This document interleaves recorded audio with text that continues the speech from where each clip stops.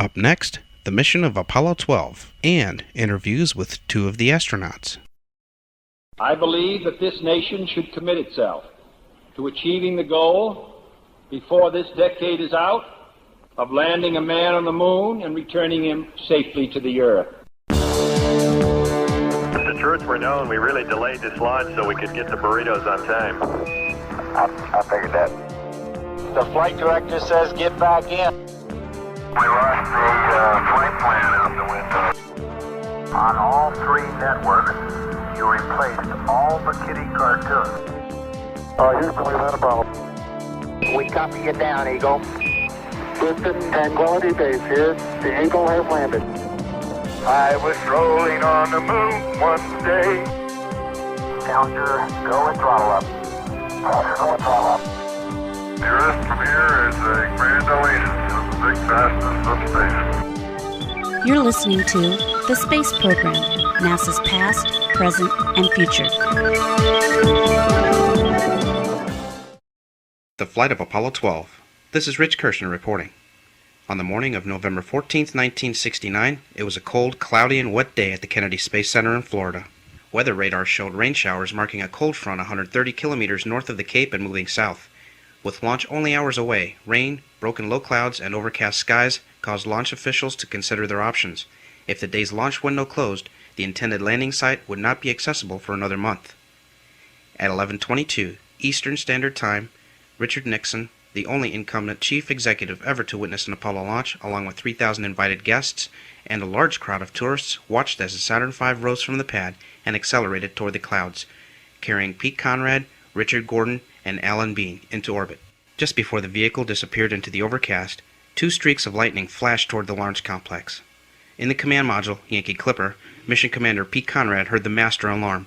Another bolt discharged. The fuel cells had automatically disconnected and several panel gauges were temporarily disturbed.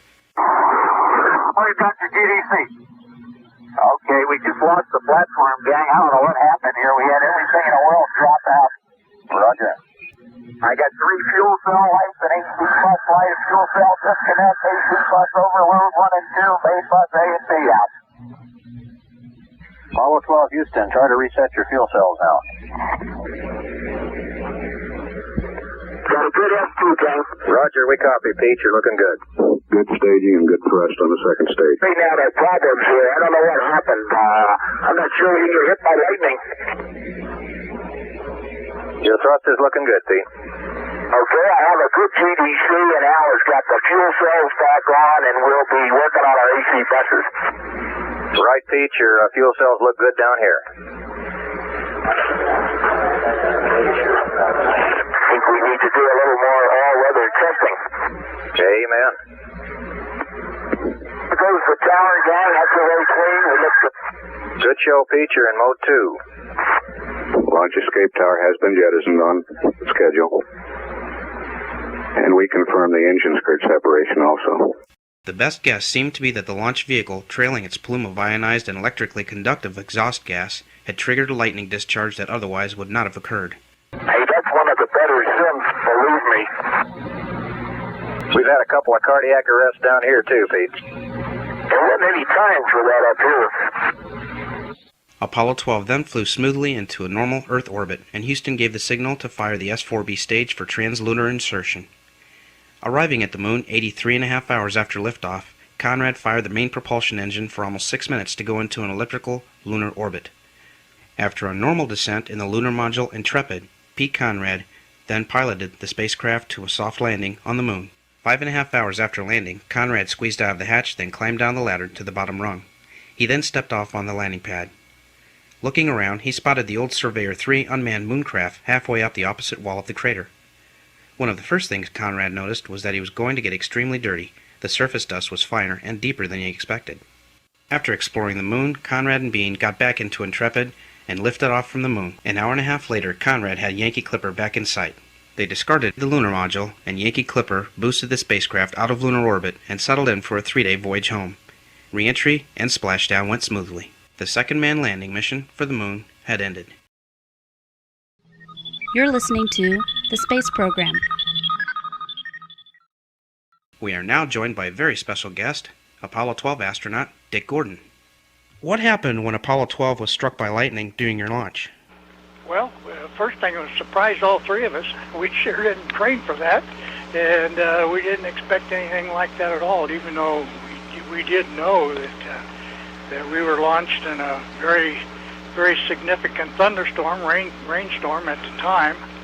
But what happened, basically, the reverse current relays that protect the fuel cells did their job, and the fuel cells tripped off the line, so we weren't getting any electrical power from them. Fortunately, during launch, the batteries are turned on, and that kept electrical power in the spacecraft, even though all the lights associated with the electrical system all came on.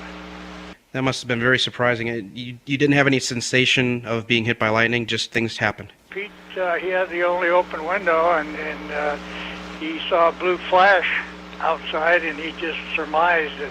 He said, I think we may have been struck by lightning, and as it turned out, that was indeed the case. Were you still wearing the escape tower at the time, the shroud? Yeah, because it happened at 36 seconds, and also again at 52 seconds, another event. And the launch escape tower was still attached. We came closer to an automatic abort than we thought. There's a hot wire system that runs down the side of the booster. There's 3 wires actually, and if any 2 of the 3 short out, that indicates a booster breakup, and you're automatically sent off with the launch escape tower. Now, the booster was doing fine, but the thing that surprised us, the voltage dropped quite a bit before the batteries picked it up, that little transient, and it got down within 2 or 3 volts of being automatically aborted, so we got lucky. During Gemini 11, the craft was small and crowded. How did you enjoy the roominess of an Apollo spacecraft? That was quite interesting. There's lots of room in the command module, even though there's 3 of you in there. You can go underneath the couches. You can stand up at the lower equipment bay, which was basically the navigation station where you do all your star sightings, and you get up into the tunnel, and the tunnel goes, when you're docked with the LEM, it obviously goes into the lunar module. So there's a lot of room, more than Gemini, and certainly more than Mercury. How long were you in lunar orbit by yourself, and what did you do to pass the time? I answered that question. I was 42 hours alone, and my response is usually, if you knew Pete Conrad and Alan Bean, you'd have been very glad to be alone for a while. But it was busy time. You know, there was a sleep period in there. I had a plane change to make, a lot of experiments to conduct, most of them being landmark tracking as well as lunar photography. Could you see the lunar lander while you were orbiting? Only a break through the sextant, and it was just a bright source of light with a very long shadow. I surmised that it was the lunar module, and indeed it was. When you came back through the Earth's atmosphere, the parachutes open, you descend, you hit the water, you're feeling the waves. Did you have any post-orbital remorse? Were you glad to be home? What were your thoughts there? Oh, I think postpartum depression, huh? We were happy about that, very grateful and very thankful. How did the 2 spacecraft get their names, Intrepid and Yankee Clipper? Interesting story. We, the crew, obviously named their own spacecraft, and we didn't want to wrestle with that. So we went to North American, with Rockwell at that time, and asked them to have a contest with their employees. The winner, a contest naming the command module, command and service module, and the winner would get a trip to the launch at the Cape for Apollo 12. We did the same thing with Grumman, who made the lunar module, and we were given about 10 names from the company, each of the companies, and we selected Yankee Clipper and Intrepid. Who designed your mission patch? Basically, Al Bean designed most of it. We were three naval aviators, so we thought it'd be nice to have an old early naval ship in the patch, which Al went to the library and found some drawings that he made look a little better than they actually did. So the ship was going into orbit around the moon, and we added 4 stars, one to represent each of us, and then one also for an early crewmate who was killed in an airplane accident, C.C. Williams. So there were 4 stars in the background in our patch. He was with Pete and I when we were assigned as the backup crew for Apollo 9, and we'd only been assigned together for a very, very short period of time. He was returning from the Cape back to Houston with a stop in Mobile, Alabama, and lost control of his T-38 and was too late in ejecting.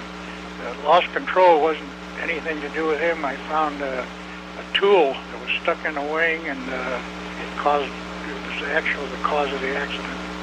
But CC was a Marine. He was a bachelor. No, he wasn't a bachelor when he got killed, but he was in our group, the 3rd group, and was the lone Marine in the group. I shouldn't say that Walt Cunningham was a Marine, but he was a civilian at the time. President Nixon promoted your crew on the spot from commander to captain. Your thoughts on that? Well, I was very, very glad. I think we all 3 of us thank President Nixon very much.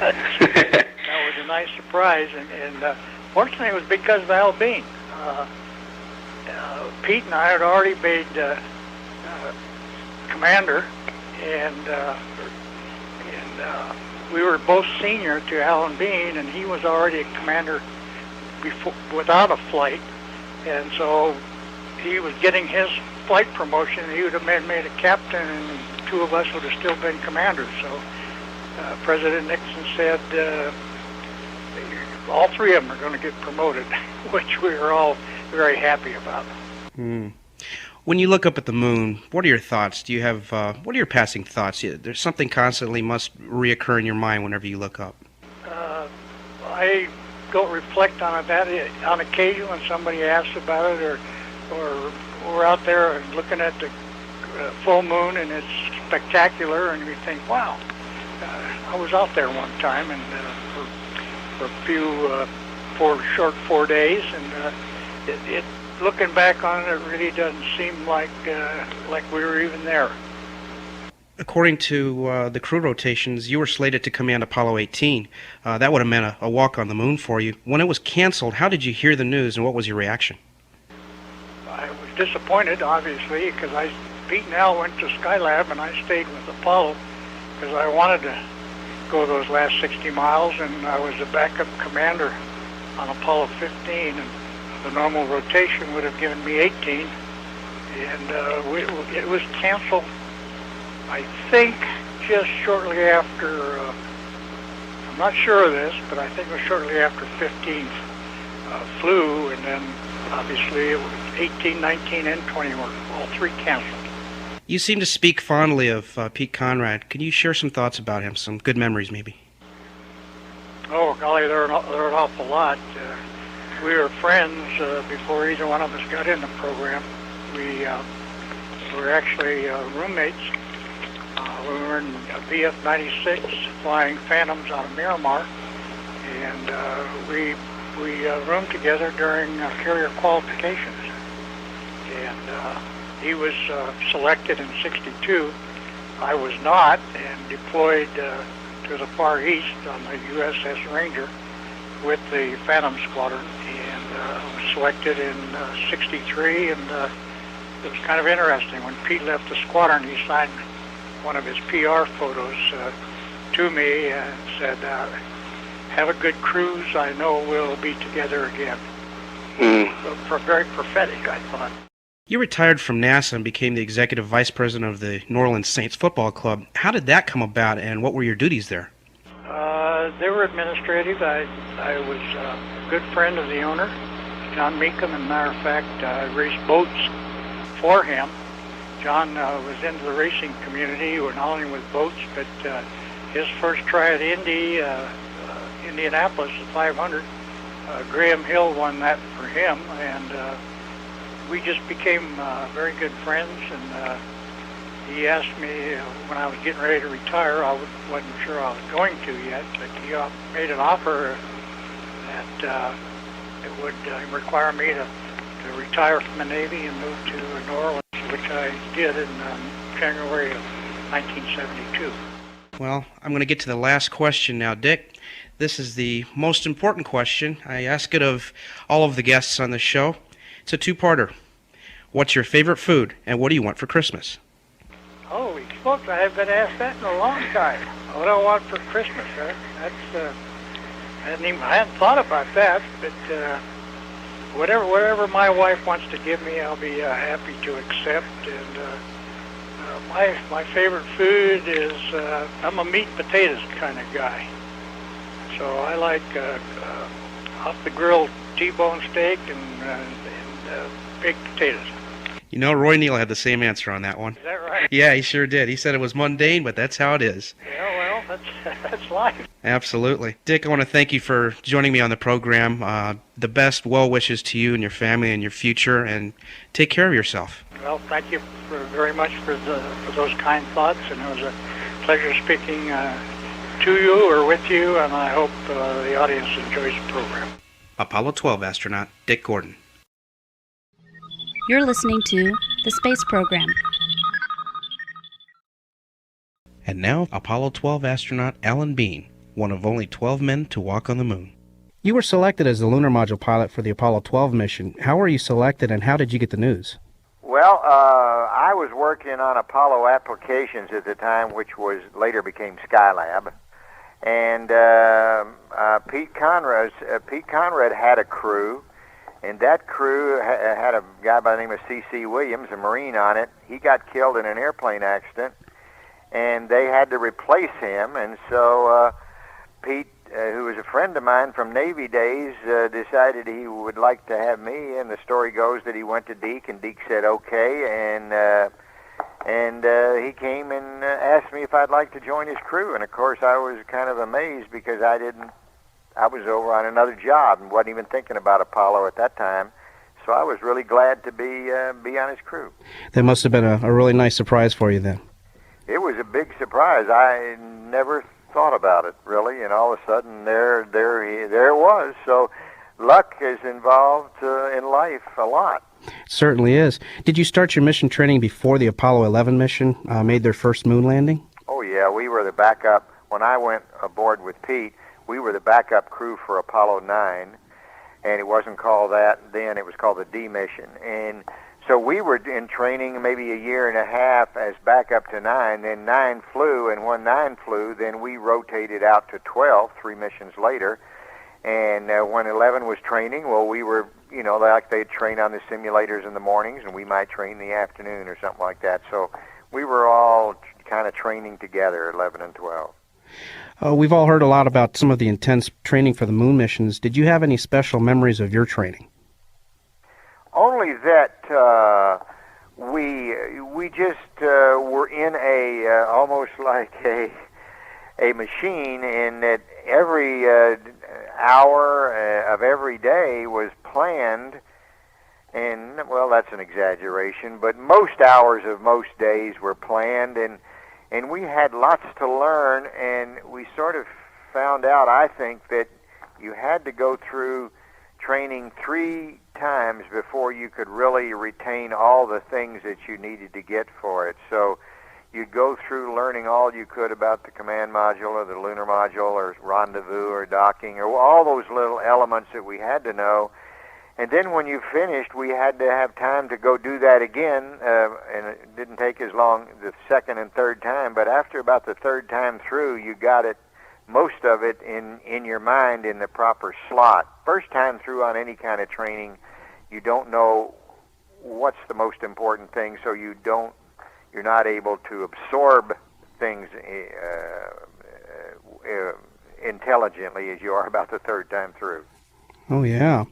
Did you ever train at Meteor Crater in Arizona? We went out there, to see it and wander around it, but I wouldn't call it special training. We could have done that. It was fun, and I'm glad we did it, but I wouldn't call it something that was needed in order to be a good lunar module pilot. Well, your mission, Apollo 12, launched during a thunderstorm. What's your recollection of the 2 lightning strikes that happened during the first minute of your flight? Well, first of all, I didn't know, and neither did my crewmates, that it was a lightning strike. All of a sudden, a ton of caution and warning lights came on, more than had ever happened in any space flight before, and definitely more than any, even in simulations. And so what had gone wrong, none of us had the remotest idea. However, fortunately, the designers of the lunar module, of the command module, Rockwell, or North American it was known at that time, had the entry batteries on, and they weren't being used. The fuel cells were being used, but then when all fuel cells were knocked off the line, then the entry batteries took up the load and allowed us to have power and talk with Houston and keep flying in the right direction until we figured out that we'd been hit by lightning. That's amazing to go through something like that and have enough backup and redundant systems to be able to make it through. Well, that's right, and of course it was all the designers of the spacecraft that saved our neck that did that. Of course, that's the way you build planes, with backups, and you build spaceships with backups. So they designed it properly and built it properly, and then it worked. And then, of course, Mission Control was instrumental in also figuring out what had gone wrong and making some suggestions to correct it. And so by the time we got in orbit, we had our power systems back, and we were beginning to understand what was going on. But, of course, by then we had lost our inertial reference. We had to do some extra alignments and the like the first time we went into darkness, so that we'd be ready to check the spacecraft out in the rev and a half around the Earth on the way to the moon. So we were able to do that, and off we went. Well, the long trip to the moon had to be exciting, but kind of grueling for you. What did you do to pass the time, and how did you handle your anxiety? Well, I wouldn't say we had a lot of anxiety then. We were mostly, you always have I think of it as heightened awareness. I don't think of it as anxiety so much, or fear. It's more of a heightened awareness, and as long as everything is going well and just like you think it should, I think you feel pretty safe and pretty confident. But when noises change or numbers change on their computer, or like in Apollo 13, they hear a big bang, then they start to get worried.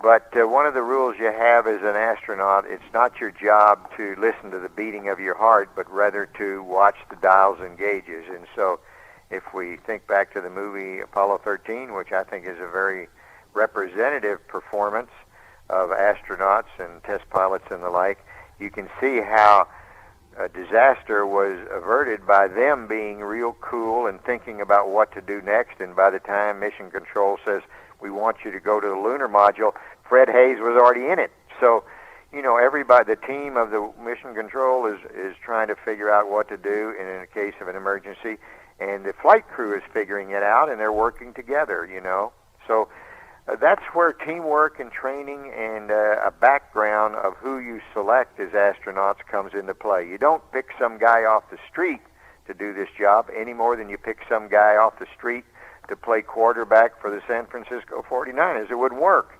You've got to go to places in the world, like colleges and other pro teams, where people have been training to be quarterbacks their whole life, and so they're the ones that can maybe do the job. Well, what were your feelings after you entered the lunar module as you left Dick Gordon alone in Yankee Clipper to descend to the moon? Well,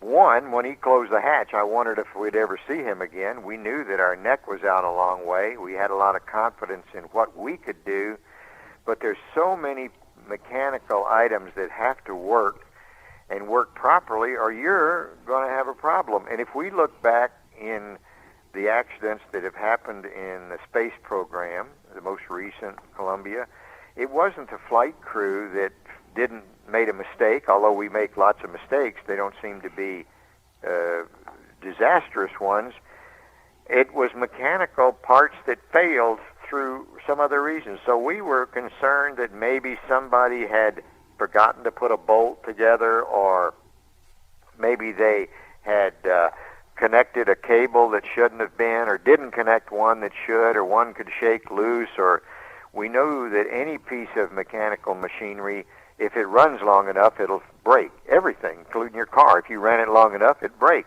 So that's something that's on your mind a little bit, because you're very familiar with mechanical systems with your background in airplanes and the like. We felt we could do the job, the mission control could do the job, and if people put this together right and tested it right beforehand, it would be okay. And it turned out, of course, that they did. And so everyone had performed perfectly, and it worked just fine. Sure did. Could you describe your descent and landing on the lunar surface? Well, of course, we, first of all, time is running along pretty fast there, and I can remember as we, went through the checklist and made the burn and made then the observation. You've got lots to do, and you better do it fast, because you just don't have much time, and the moon is slipping by, checkpoints and things like that. And we did that. I can remember when we pitched over and then could see the moon before we were facing up away from the moon, so that the engine would be in the direction of flight and effective. So we pitch up, and I look down, and here's this moon, and there's all these craters, and it's a real strange place, and we're moving tremendously fast, much more than an airplane or a helicopter. And I found it to be kind of frightening, and so whenever I'd notice, I would get excited about it, that we had a landing coming up or something. Then I would just look inside and look down at the computer and look over at Pete, or look at the antenna control or something, and that would make me feel like I was in the simulator on Earth, and that would calm me down. But I didn't want to miss the trip, so then when I got a little calmed down, which would take maybe 30 seconds, then I'd look out the window again, and when I had jobs to do, I couldn't look out the window all the time.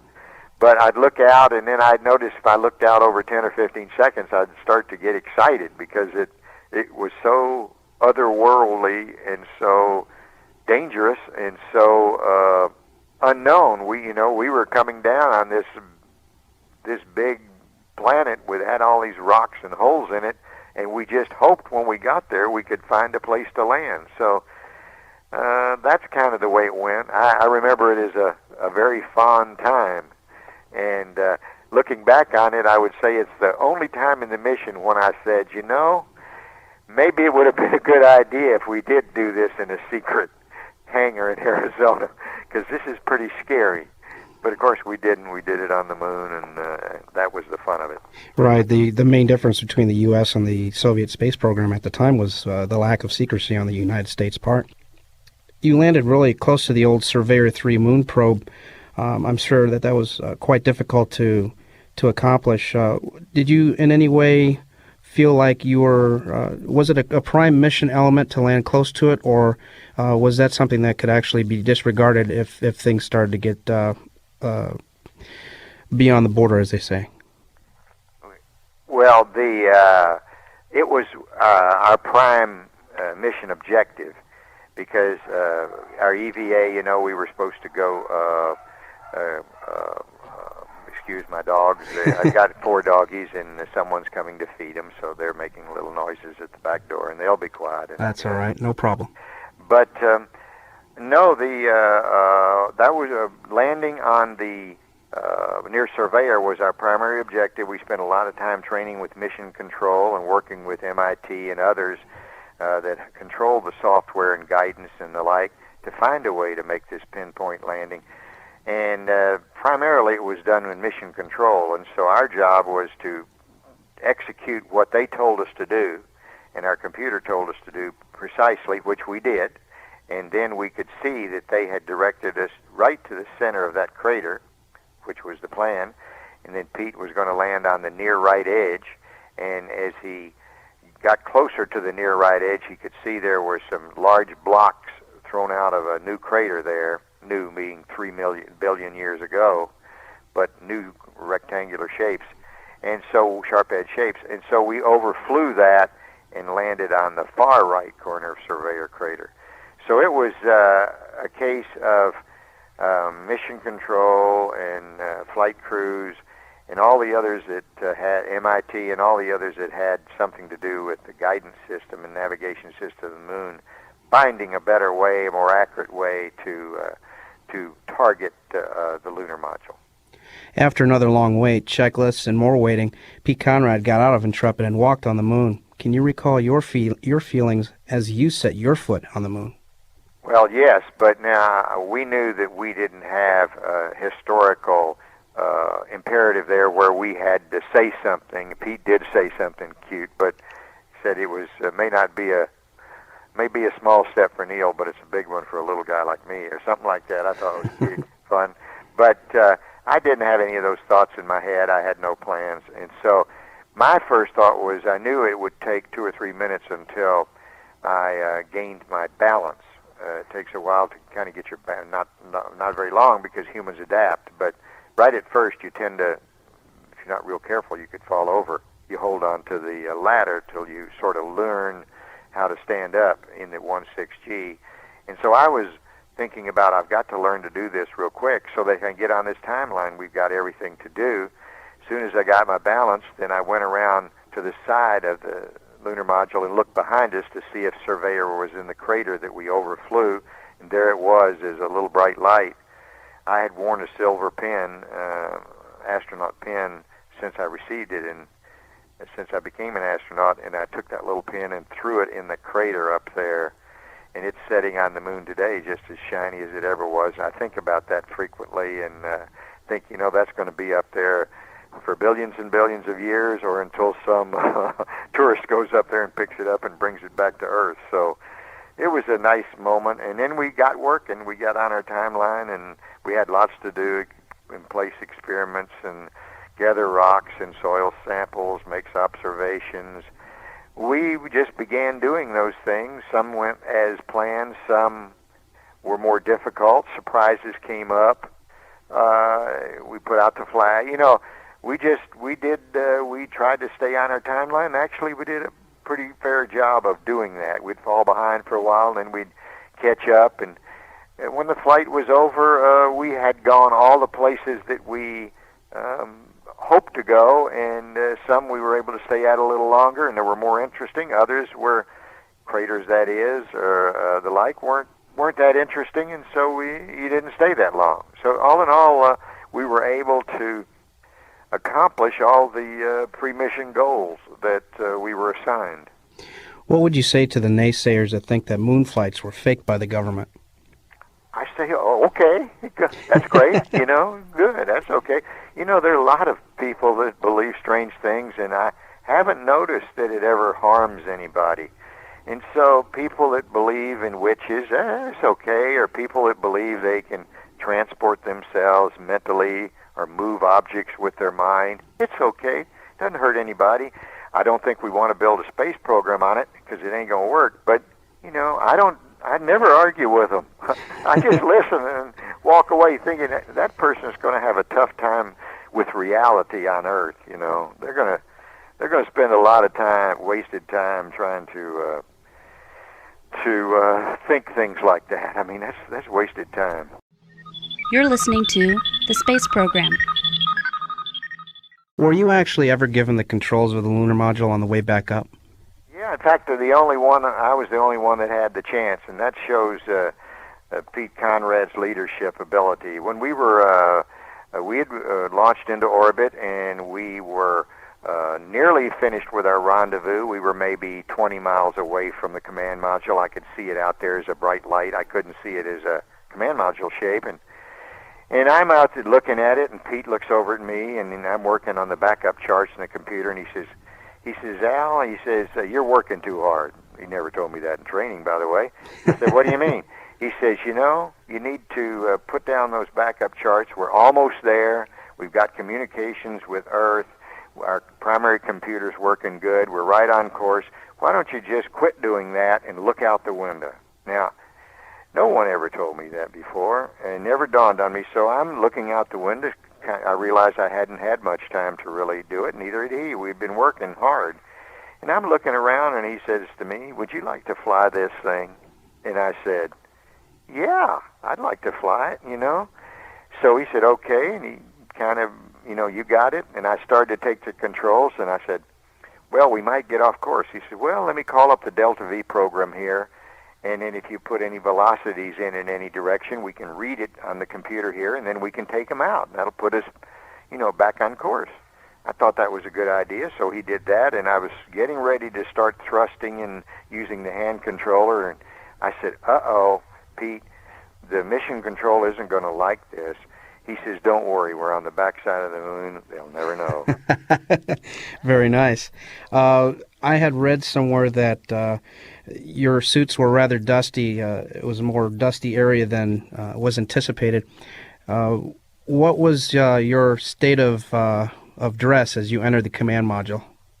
Well, that's good, too. Well, we were real dirty. Now, I think all sites were dirty, and we just didn't. Later on, they took a little vacuum cleaners and things like that to get the dirt off between EVAs and cleaning kits to clean their zippers and things. But we hadn't known that, so we didn't take that. And we were real dirty. In fact, what happened was Dick Gordon looked down into the lunar module when he opened the hatch, and he said it was like looking into a dark cloud down there because, see, all that dirt was suspended in that had come off our suits and our boots and everything was all just kind of floating around in the air there in zero gravity. And he didn't want that in the command module. He was afraid it would mess up the environmental control system, the fans and pumps and stuff. And I agreed. And he says, look, you're going to have to take these bags with you down there. He threw them down there. And take your suits off and put them in the bags. And then take your liquid cool garments off and put them in the bag, and then hand me and zip up the bags, and then hand those to me, and then I'll store them in the command module, and it won't get the whole place dirty. So we knew that took extra time, but that's what exploration is about. You don't know what's coming up. So we took them off. We were standing there in our birthday suits, and in this dirty cloud, which we couldn't see because we were too close to it, I guess. And so then when the time came, he says, I'm going to open the hatch. And we set all the switches and got everything done in the lunar module, ready to jettison it. It was all done. We made the final checks, and he says, okay, I'm going to open the hatch, and y'all just get through, and I'll close the hatch before that cloud can get in here. So we streaked between the lunar module and the command module. And then now we're in the command module, and we haven't got our clothes on. And, of course, Dick does. And we don't have time to put our clothes on before we jettison the lunar module. We've got to jettison it in, just quickly.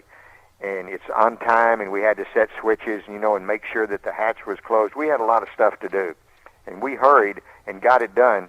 But when it finally got time to jettison, and the way you jettison the lunar module on, you're all supposed to be buttoned up, and we were all supposed to be buttoned up in our suits, because you don't release anything, you actually blow off with explosive charges the whole docking mechanism on the command module. And when you blow that off, and blow off part of the ring around the tunnel, it makes the tunnel, kind of blows a circular charge, blows the tunnel off, and then away goes the lunar module with it.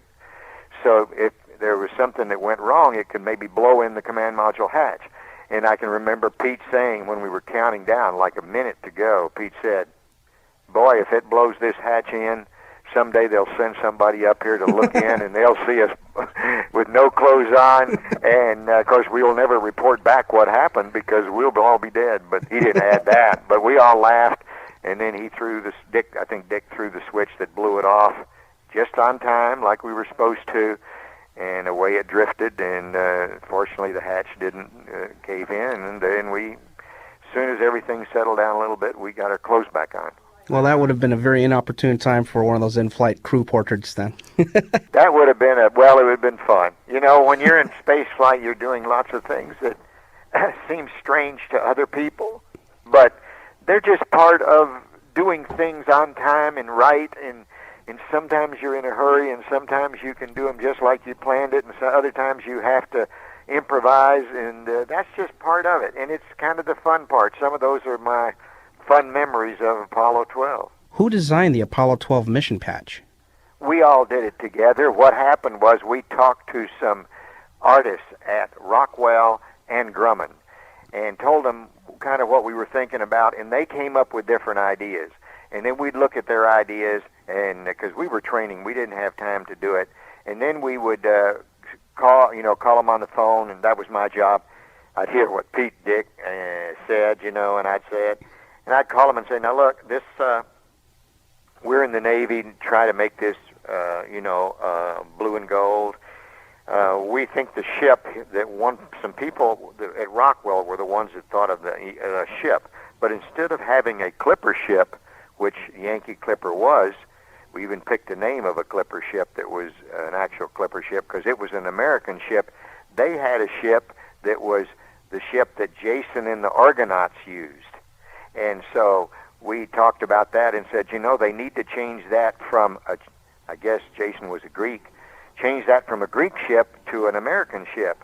And so we told them, and they found some clipper ships and made it. And then we said, well, the clipper ship is too little. Put more